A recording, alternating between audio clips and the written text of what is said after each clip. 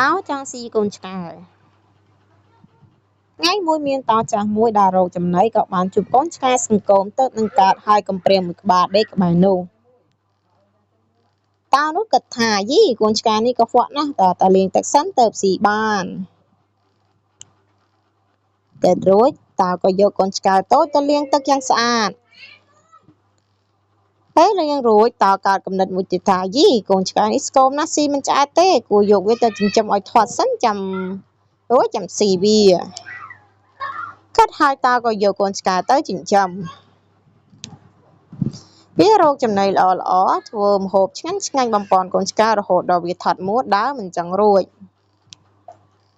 ត្រយកវាដេកអោបកូនឆ្កែនៅក្នុងដៃនិងការពារមិនឲ្យមានសត្វណាមកប៉ះពាល់កូនឆ្កែនោះទេថ្ងៃមួយវារៀនធ្វើម្ហូបតាមសៀវភៅតែវាមិនចេះអានអក្សរទេទៅវាគិតថាគួរតែឲ្យកូនឆ្កែទៅសាលារៀនបើវាចេះអានអក្សរពេលយើងស៊ីវាទៅយើងនឹងចេះដែរតើក៏បាននាំកូនឆ្កែទៅចុះឈ្មោះចូលរៀនថ្ងៃមួយពេលកូនឆ្កែត្រឡប់មកពីសាលាវិញគេសប្បាយចិត្តណាស់ហើយនិយាយមិនឈប់គេប្រាប់ថាគេរៀនបានបន្ទុកល្អណាស់តើក៏បានយកសៀវភៅមុខម្ហូបមកឲ្យកូនឆ្កែអានប៉ុន្តែកូនឆ្កែនៅមិនទាន់អាចអានបាននោះទេតើគិតថាត្រូវទុកឲ្យកូនឆ្កែរៀនបន្តទៀតសិនចាំវាចេះអស់ចាំស៊ីវា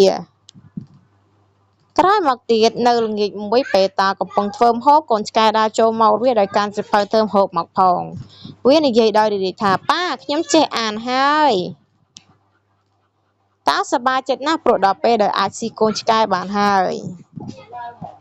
តាចាស់រកពេលស៊ីកូនឆ្កែរហូតថ្ងៃមួយវារងចាំកូនឆ្កែមកពីសាលាវិញពេលឮសំឡេងកូនឆ្កែមកដល់ផ្ទះវាចង់ចាប់ស៊ីភ្លាមតែកូនឆ្កែអត់ដឹងពីបំណងតោរត់មកអោបតោវាយំខ្លាំងណាស់ព្រោះវាបានរដួលតោចាស់ត្រូវលួងកូនឆ្កែបាត់យំសិនក៏ភ្លេចស៊ីកូនឆ្កែបាត់ទៅលើកក្រោយនេះតោចាស់ត្រូវតែស៊ីកូនឆ្កែឲ្យបានវាត្រៀមបន្លែនិងដាំទឹកដើម្បីចាប់កូនឆ្កែធ្វើស៊ុបមួយឆ្នាំងធំគ្រាន់តែឮសំឡេងកូនឆ្កែស្រែកហៅវាក៏រត់ចេញទៅភ្លាមហើយកូនឆ្កែបានហុចកាំមួយទងឲ្យវាកូនឆ្កែក៏អោបតោចាស់ដោយក្តីស្រឡាញ់វានិយាយថា